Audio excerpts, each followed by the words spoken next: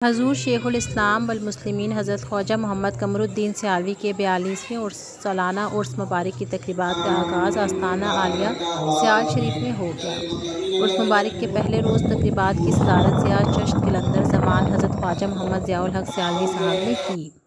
उर्स मुबारक के मौके पर शम्स कमर फाउंडेशन की तरफ से emergency medical camp, membership camp और ज़ायरीन को सहूलियात फराहम करने के लिए मुख्तलिफ इक़दाम किए गए।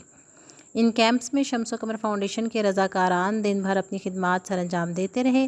मरकज़ी जनरल सेक्रेटरी शम्स कमर फाउंडेशन फ़ज़ल हैदर सियालवी ने सुबह सवेरे इंतज़ामात का जायज़ा लिया और कारकुनान को बेहतर इक़दाम करने की हिदायत जारी की।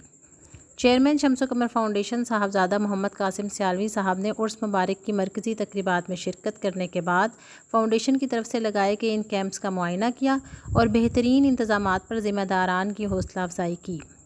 बाद शम्स कमर फाउंडेशन की तरफ से अफ्तार पार्टी का अहतमाम किया गया, जिसमें सैकड़ों अफराद ने शिरकत की। अफ्तार पार्टी से ख़ताब करते हुए चेयरमैन शम्स कमर फाउंडेशन साहबजादा मोहम्मद कासिम सियालवी साहब ने कहा कि शम्स कमर फाउंडेशन का बुनियादी मकसद फलाह इंसानियत है। इस फाउंडेशन के कारकुनान दिन रात खिदमत इंसानियत में मसरूफ़ हैं। उन्होंने कहा कि हम इज़्ज़त नफ्स मजरूह किए बगैर रात के अंधेरे में मुस्तहिक अफराद के घरों में राशन और दीगर अशिया फराहम करते हैं। हमारा मकसद ज़ात की तशहीर नहीं बल्कि हकीकी मायनों में खिदमत खल्क है। इनका कहना था कि हजूर शेखुल इस्लाम हज़रत ख्वाजा मोहम्मद कमरुद्दीन सियालवी ने अपनी सारी ज़िंदगी इस्लाम की तरवीज व अशात में गुजारी। कोई भी साइल आपकी चौखट से खाली नहीं लौटा।